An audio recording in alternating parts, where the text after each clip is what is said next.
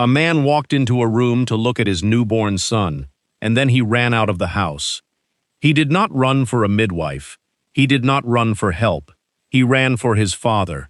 And when his father heard the description of what was lying in that room, that man ran too, not down the road, not to the next village. He traveled to what the text calls the ends of the earth, to find the only person alive who might be able to explain what had just been born. The child's name was Noah. The text that records this is the Book of Enoch, chapter 106. It is not in your Bible. It was written more than 2,000 years ago, and it does something that no canonical scripture anywhere does. It describes what Noah's body looked like on the day he was born. Not that he was blessed, not that he was chosen. It gives you skin color. It gives you hair color. It gives you the eyes. It gives you light, coming out of an infant, filling a room. And it tells you, in plain and unembarrassed language, that his own father took one look at him and concluded the boy was not human.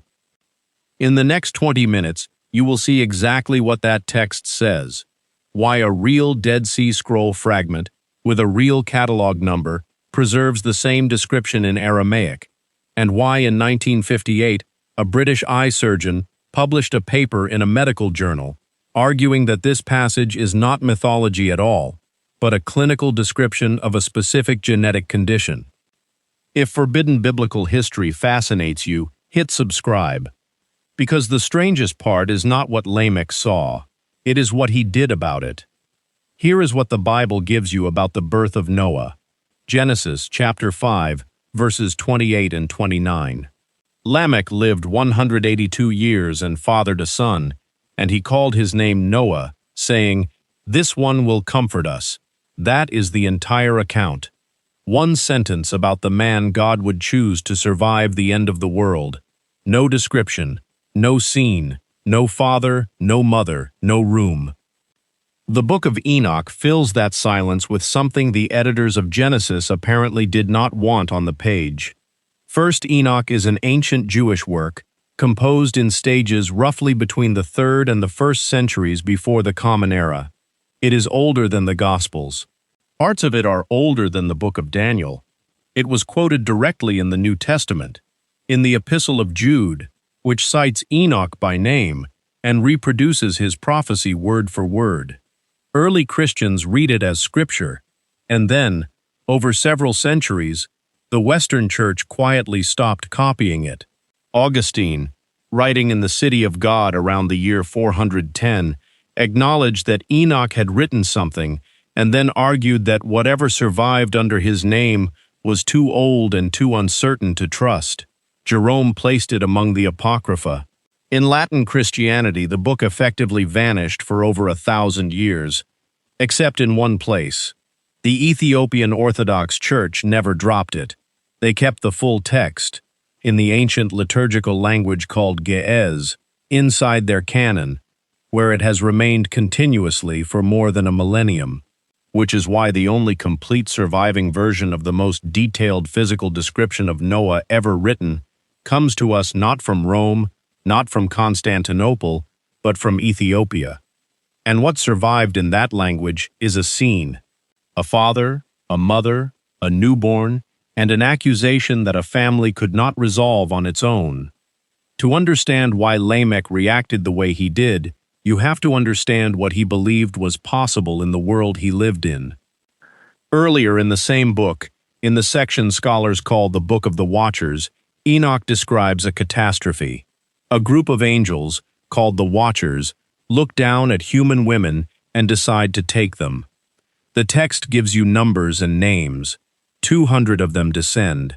Their leader is called Semjaza, and he is nervous because he suspects the others will lose their resolve and leave him carrying the guilt alone. So he makes them bind themselves to each other by an oath and a mutual curse before they go through with it. The location is named. They come down on the summit of Mount Hermon, on the modern border between Lebanon and Syria, and the text says the mountain was given that name because of the oath they swore on it. Then they take wives, and they start teaching. The curriculum is listed.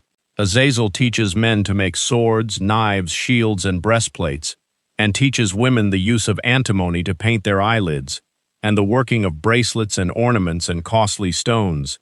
Others teach the cutting of roots and enchantments, and the reading of the clouds, and the signs of the sun and the moon and the stars. Weapons and cosmetics and astrology handed to humanity by beings who were not supposed to be here. And they have children. The children are not human. In Enoch's telling, they are giants. They consume everything the earth can produce, and when that runs out, they turn on people. The earth files a complaint with heaven. The flood, in this version of events, is not a punishment for generic wickedness. It is a containment operation.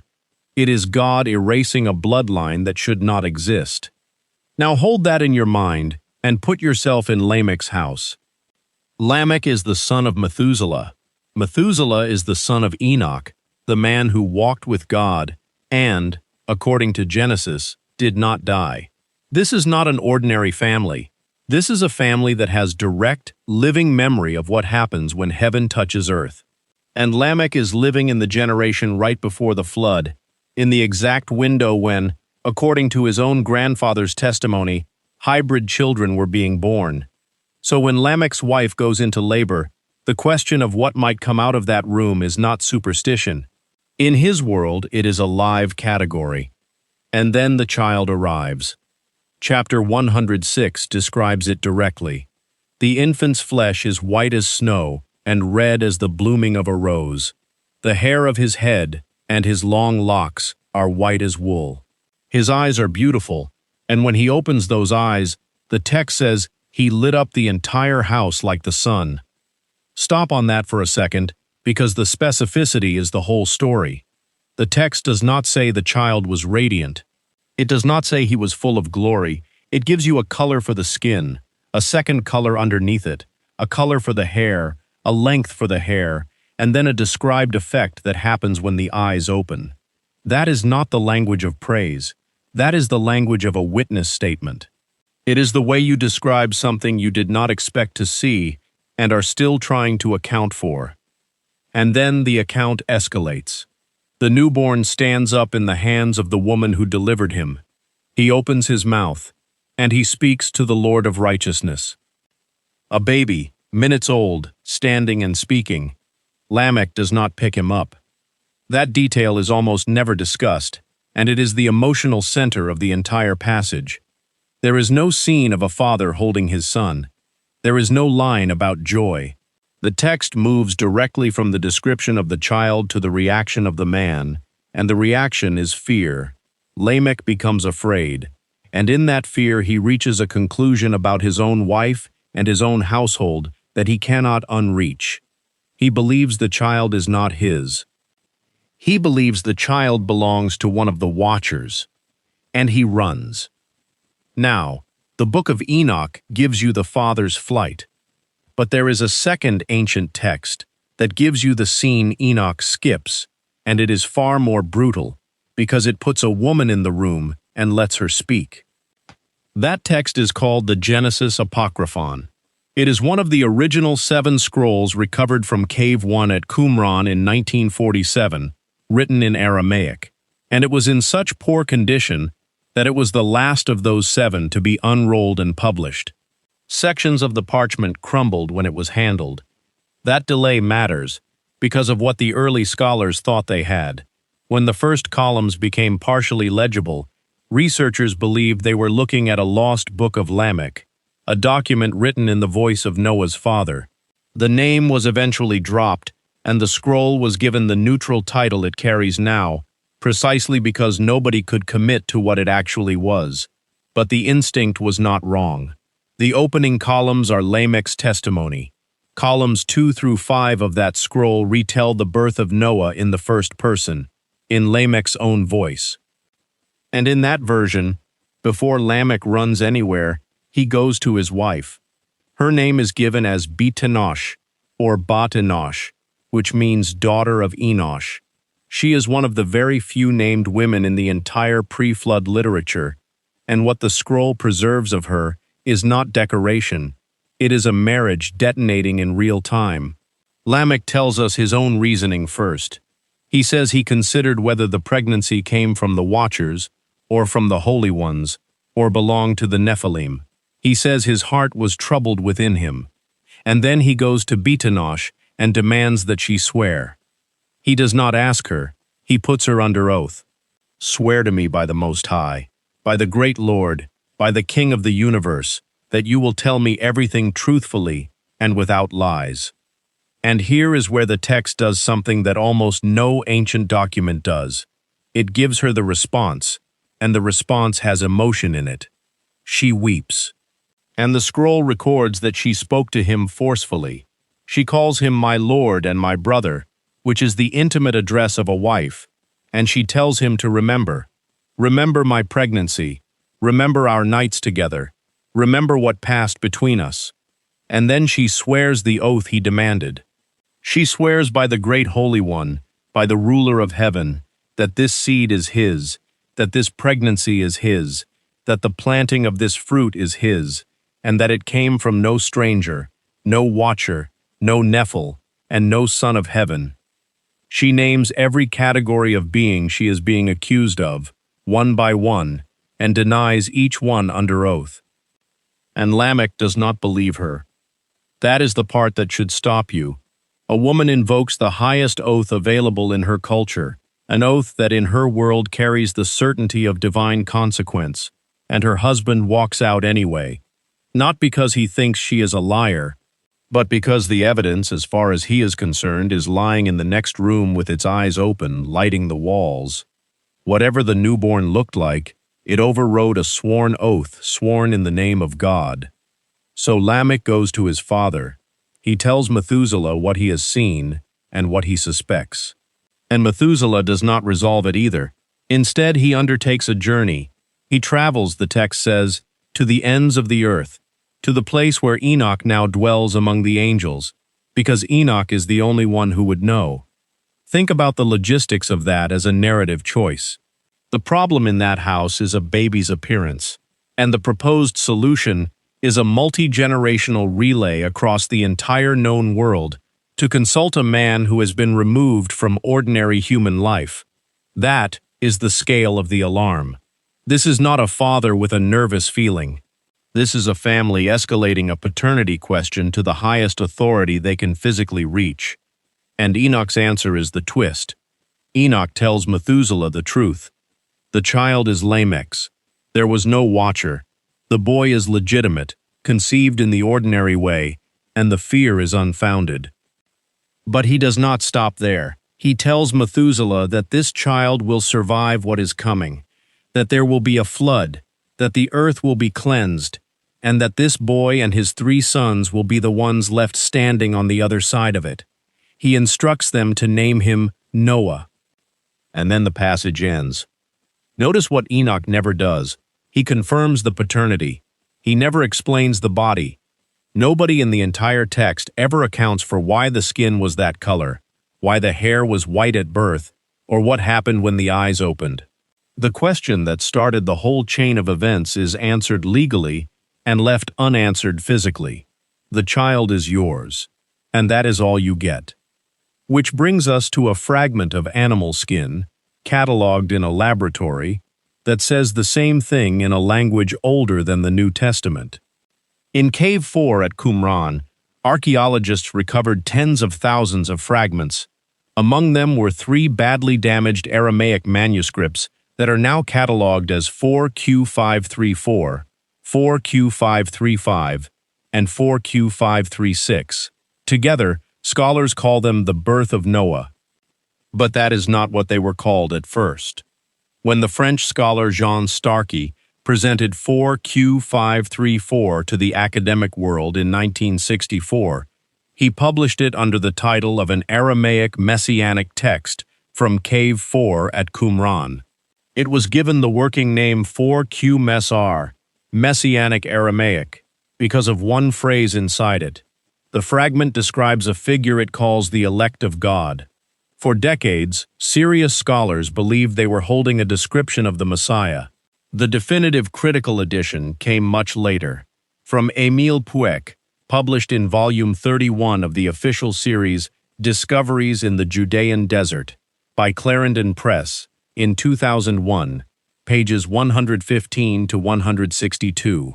And Puig's conclusion, based on the overlap between the three manuscripts and the parallel account in Enoch chapter 106, was that this is not a messianic prophecy at all. It is a birth oracle about Noah. And what the surviving Aramaic actually says is this: a child will be born. He will know wisdom and understanding. He will know 3 books. Teaching will come to him from the Most High.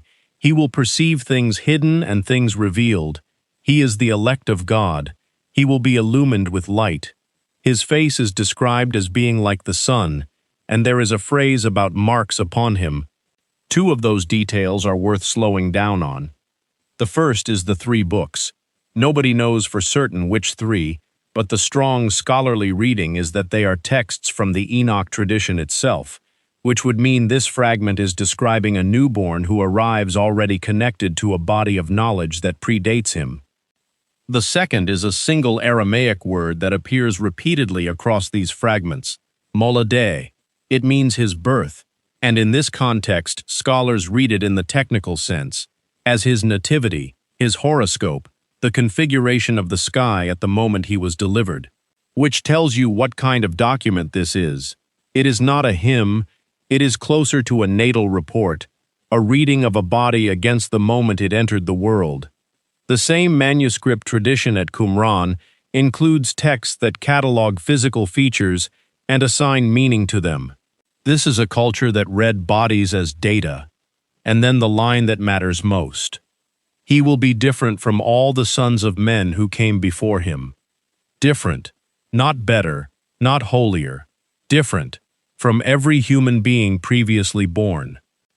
That is a fragment of animal skin, in Aramaic, sitting in a catalog with a number, written before Christianity existed, describing a newborn whose physical characteristics the text treats as evidence of an origin outside the ordinary. And the manuscript trail does not stop at Qumran. The birth of Noah account survives in Aramaic among the Enoch fragments from Cave 4. It survives in Greek, in the Chester Beatty and Michigan Papyrus, a 4th century codex published in 1937 by Campbell Bonner, which preserves the last chapters of Enoch, including this one. It survives in a Latin fragment inside an 8th century manuscript. And it survives complete only in Ge'ez, in Ethiopia. 4 languages, 4 separate transmission routes, 4 communities that had no reason to coordinate, all of them preserving the same account of one infant's appearance. Whatever this story was, the ancient world would not let go of it. Now here is where a completely different kind of expert enters the story. On December 27, 1958, the British Medical Journal published a short paper in Volume 2, Issue 5112, pages 1587 to 1589. The title was blunt: Noah, an Albino. The author was Arnold Sorsby, not an occultist and not an amateur. Sorsby was a surgeon at the Royal Eye Hospital in London, a research professor at the Royal College of Surgeons, and he would go on to serve as editor-in-chief of the Journal of Medical Genetics. A rare inherited retinal condition still carries his name today. Sorsby read the passage from Enoch and did not see poetry. He saw a checklist: skin unusually white, a red flush visible through it, because with almost no pigment, the blood vessels underneath show through, which is exactly what red as the blooming of a rose describes. Hair white as wool, present at birth in a population where that does not happen, and unusual eyes that behave strangely in light. That is oculocutaneous albinism, described by people who had no word for it, no concept of inheritance, and no framework in which a child could simply be born unpigmented to 2 pigmented parents. And once you see it that way, the entire domestic horror of the story reorganizes itself. Recessive inheritance means 2 parents who look completely ordinary can produce a child who does not resemble either of them. To a modern geneticist, that is routine. To Lamech, Standing in that room, there was no available explanation except infidelity or something worse. The condition was invisible in the parents and unmistakable in the child, so he accused his wife, and she swore an oath he could not accept, and his father crossed the world looking for an answer that would not exist for another 4,000 years. This is the honest place to put the caveat. Sorsby's reading is an argument, not a proven fact, and it is contested. Many theologians read the description as symbolic, with the whiteness signifying purity and the light signifying divine election, and they point out that a newborn standing up and speaking is not a clinical detail by any measure. Both readings are on the table, and the text itself does not settle it. But notice that both readings agree on the same underlying premise. Something about that child's body was visibly, undeniably outside the human norm, and it was startling enough that the account of it outlived the empire it was written in. The Book of Enoch came back into Western hands in 1773, when the Scottish explorer James Bruce returned from Ethiopia carrying Ge'ez manuscripts of a book Europe had not read in over 1,000 years. The first English translation followed decades later, and then in 1947, the caves above the Dead Sea gave back the Aramaic, the language the book was very likely composed in fragments that Joseph Milik would publish in 1976. So the text was removed, and it came back twice. What remains is a document with an unusual quality. Most ancient religious literature describes its heroes in terms of virtue. This one describes a specific human body, in colors, at a specific moment, and records the reaction of the people in the room, including a woman defending herself against an accusation with no possible answer. That is not how legends usually behave. Legends flatter. This one reports. And there is one more thing worth sitting with. Whatever you conclude about the light and the standing and the speaking, the human core of this story is not supernatural at all. It is a family looking at a newborn who does not look like them and reaching for the worst explanation available because the correct one had not been invented yet. It is a father who could not hold his own son. It is a mother accused of something she could not disprove, who swore an oath and was not believed, and whose defense somebody thought was important enough to write down and copy and carry across 2,000 years of scribes. She is one of the only pre-flood women whose actual words survive anywhere, and what survives is her insisting under oath that her child was hers. The fragments in Cave 4 are still full of gaps. Whole lines of 4Q534 are simply missing, and nobody has permission to invent what was in them. Which means the last word on why Noah looked the way he did is still, after 22 centuries, a lacuna, an empty space on a piece of skin, sitting between a description of light and a description of marks. We know the family panicked. We know a woman swore under oath. We know a man crossed the world for an answer. And we know that when the answer finally came back, it settled the paternity and left the body unexplained. If stories like this one are why you are here, hit subscribe. Every week we go back into the texts that were taken out of the Bible and read what they actually say.